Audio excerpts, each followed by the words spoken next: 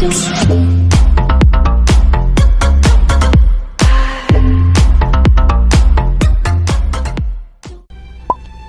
continuación, te presentamos la historia que nos llegó a nuestra página de Facebook.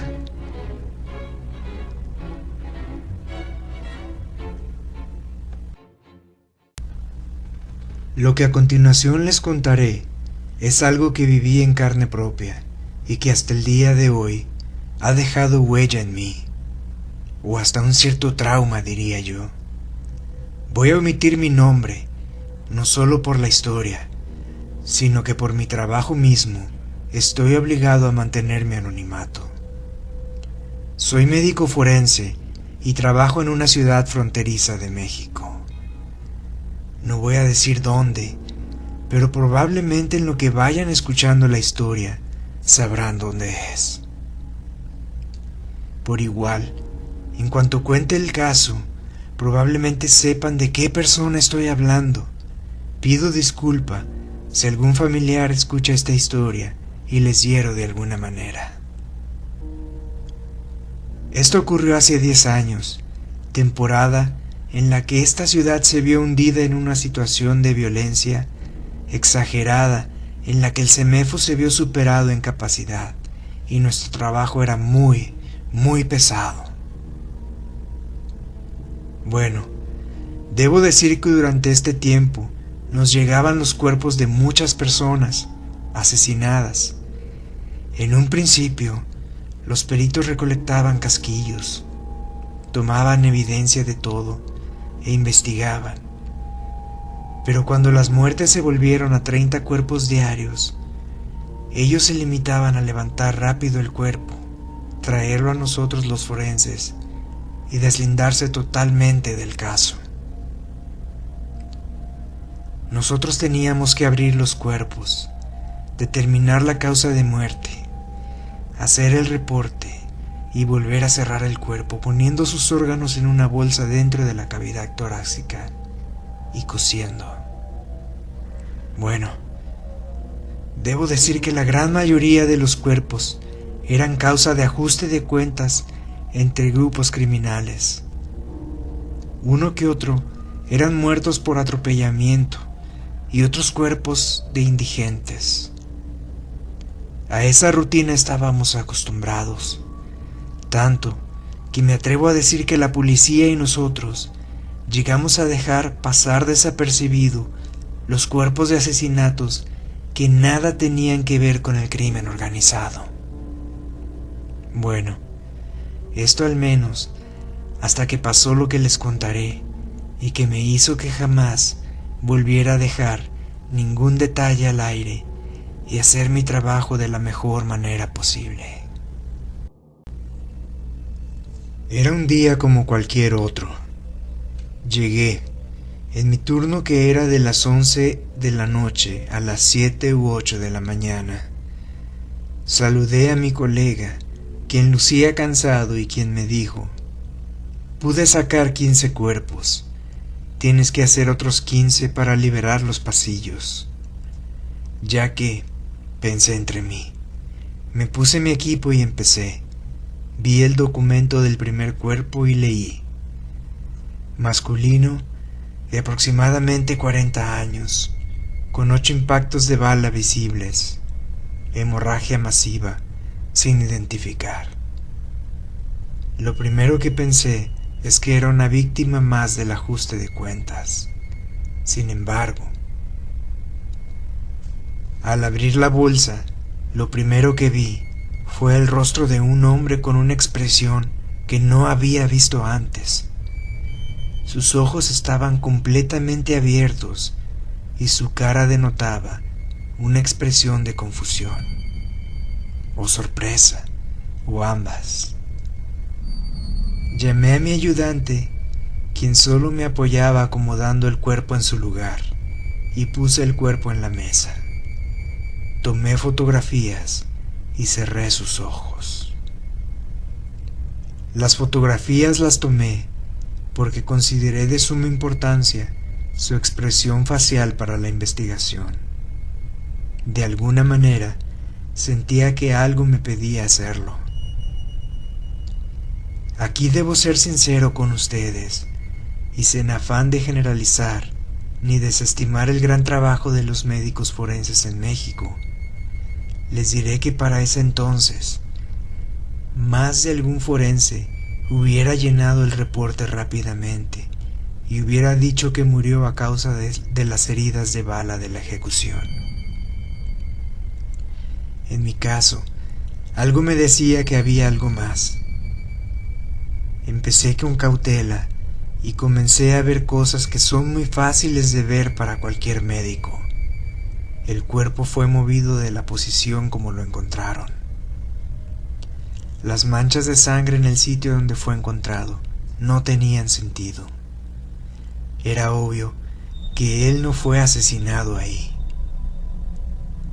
Esto lo vemos por las fotos anexadas en el expediente, y que aunque no es nuestro trabajo la investigación, nos sirve para determinar bien las causas de la muerte. No me voy a extender dando detalles, pero vi muchas más cosas en el cuerpo. Señales de que en vida fue torturado y otras de que no murió por los impactos de bala. Para mi sorpresa, los impactos de bala habían sido hechos post-mortem. Las horas se me fueron en este único caso. Llegó mi cambio de turno, guardé todo y separé el cuerpo para seguir trabajando cuando regresara. Recuerdo recibir a mi colega y hacer que su sonrisa se borrara al decirle que no había podido sacar ni un solo cuerpo y que no me moviera nada del que estaba trabajando, porque aún no terminaba. Él, molesto, me dijo que si había sido un baleado, que ya le diera salida, que a esos no les investigaban nada. Le dije, dame tiempo por favor, este es diferente. Llegué a mi departamento, el cual mantengo cerrado de todo a todo, pues me cuesta trabajo dormir a plena luz del día. Llegué, me bañé y me acosté a dormir. En cuanto estaba quedándome dormido, la cara de ese hombre que tenía allá en el CEMEFO, en una plancha de acero, se acercó a mí y dio un grito. Al momento que entre mis sueños escuché el grito, me despertó un golpe en mi cabeza. Fue como si me hubieran dado un manotazo. Me paré de golpe y encendí la luz. Mi corazón estaba latiendo a 1000 por hora. Jamás, pero jamás me había pasado algo así. Soy médico y desde la escuela de medicina lidiamos con cuerpos. No entiendo lo que pasaba. Me volví a acostar y ya nada pasó. Bueno, nada entre comillas, porque tuve un sueño en donde él estaba esta vez sin la expresión en su rostro, señalándome partes de su cuerpo. Mientras él hacía esto, su imagen se veía de una manera borrosa y parecía desaparecer en momentos. Desperté y ni siquiera comí. Me fui a trabajar y llegando, el colega que me recibía me dijo en tono molesto: a ver si hoy sí trabaja, colega. Ignoré su comentario, me puse el equipo y me fui a la sala de autopsias. Cuando me acerqué, en la mesa en donde tenía el cuerpo, mi sorpresa fue que ya no estaba. Rápidamente corrí a tratar de alcanzar al colega que iba saliendo. Le grité y le dije que qué había pasado con el cuerpo. Me respondió: ese cuerpo. A primera hora después de que te fuiste, vino la viuda y pidió que se le entregara el cuerpo lo más pronto posible, que no podía más con su dolor y que ya lo quería enterrar. El director dio instrucciones para que se preparara para salida y mañana lo recoge la funeraria. No te estreses, hombre. Obviamente fue ajuste de cuentas. Me quedé inmóvil por un momento. Me quedé pensando allá afuera del edificio, justo estaba a punto de encender un cigarro, cuando justo en la puerta, en la entrada del edificio, lo vi. Vi parado a aquel hombre que, según yo, estaba ya en el cuarto frío, listo para ser entregado. Tiré el cigarro al piso y mi corazón se empezó a acelerar. Ese hombre que estaba viendo y que debía ser un fantasma, no se desaparecía por más que tallaba mis ojos y aclaraba mi vista. Ahí estaba él parado en la puerta, desnudo, amarillo, con la abertura tipo Y que le hacemos a los cuerpos. Me acerqué poco a poco y cuando estaba a 1 metro del cuerpo, un grito me hizo saltar y gritar. Era mi asistente, el que les comento que solo me ayudaba en unas pocas cosas. Gritó desconcertado. Dijo: ¿Qué es esto? ¿Qué haces? Yo ni siquiera pude responder. Pasó alrededor de 1 minuto para que mis piernas reaccionaran y mi mente supiera qué hacer. Corrí hacia la recepción a activar el botón de pánico.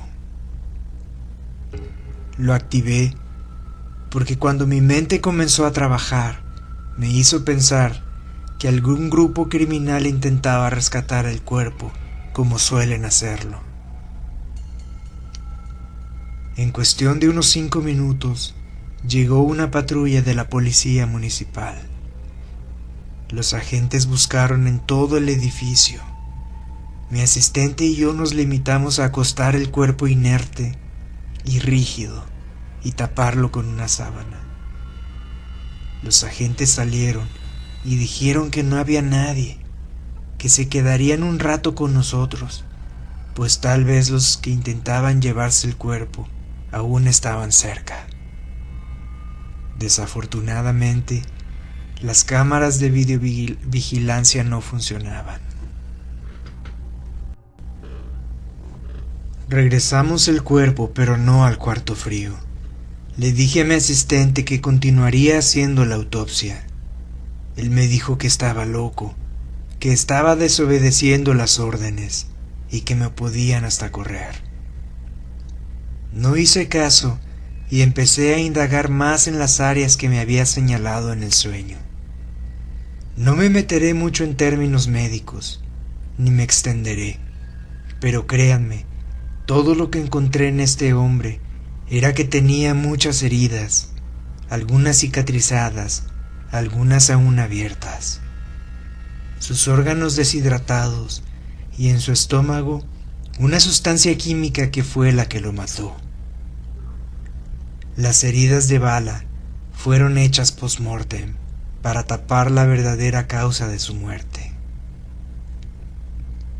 Anoté todo y me quité el equipo.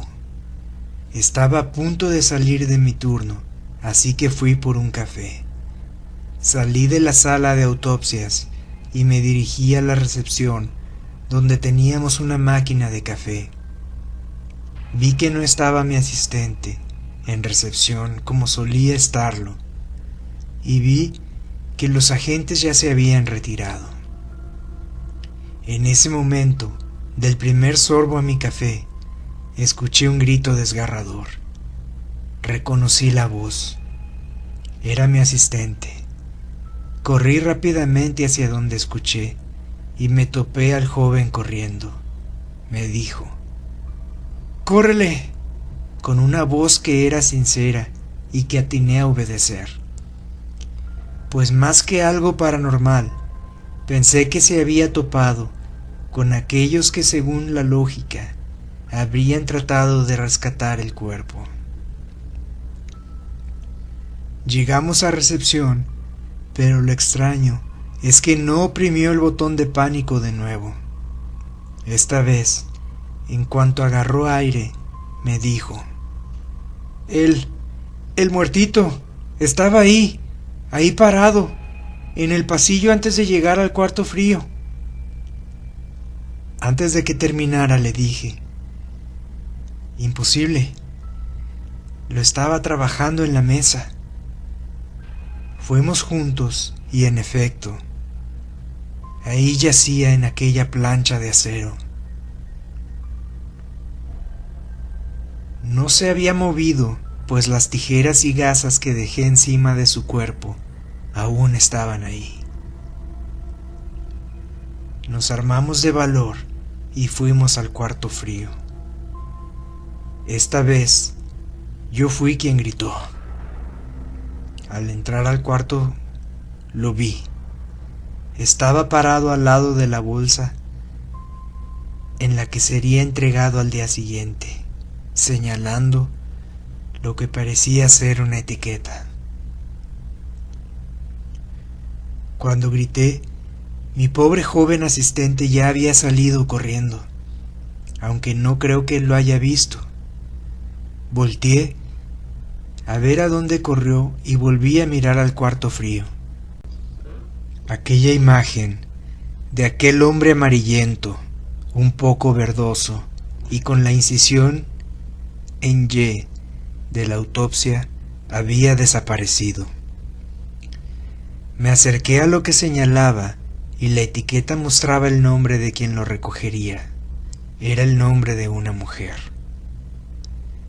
Miles de cosas pasaban por mi cabeza cuando una voz me interrumpió.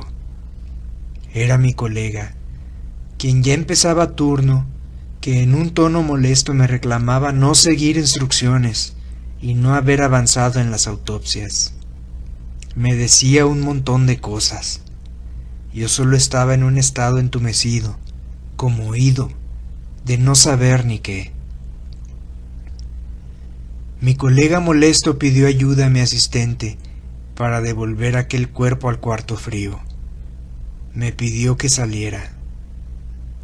Se llegaron las 8 de la mañana y en la recepción me topé cara a cara con aquella mujer.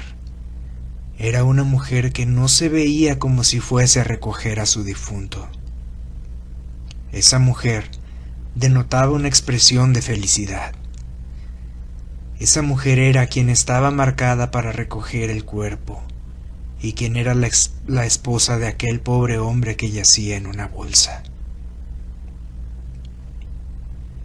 Mis esfuerzos para mostrar lo que había encontrado y pedir que no se lo llevaran fue en vano. Se lo entregaron y a mí me condicionaron con perder mi trabajo. Ya estaba a punto de salir cuando una joven mujer entró y se me acercó. Se veía triste y como si hubiese llorado en mucho tiempo. Me dijo que quería ver posibilidades de reclamar un cuerpo.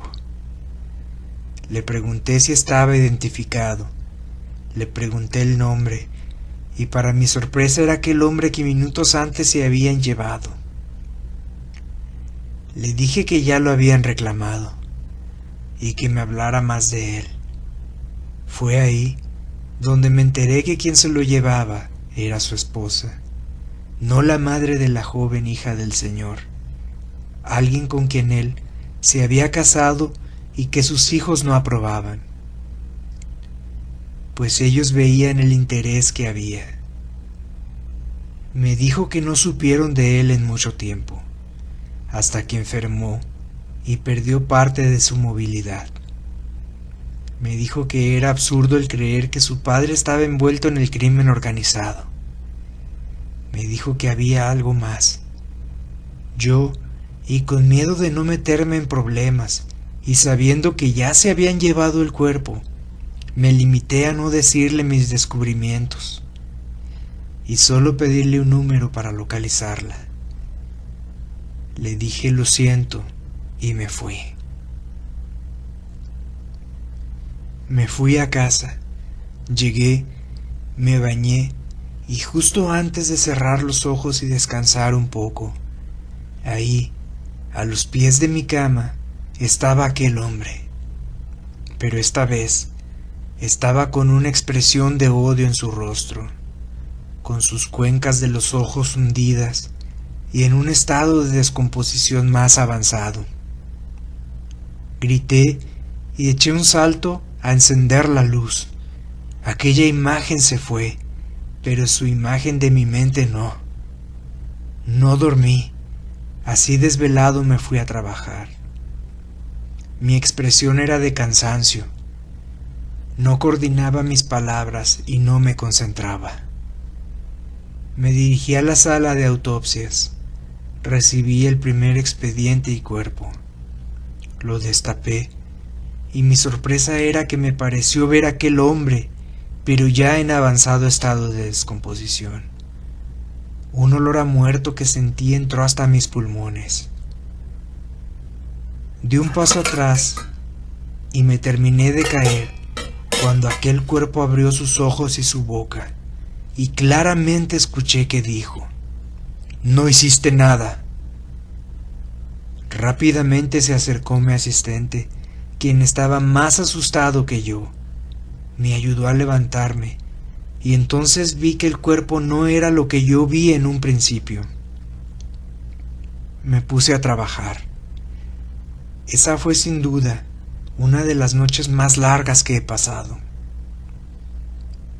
Al finalizar mi turno, mi mente me dijo que si no llamaba a esa mujer y le decía todo lo que encontré en la autopsia, aquel espectro no me dejaría en paz.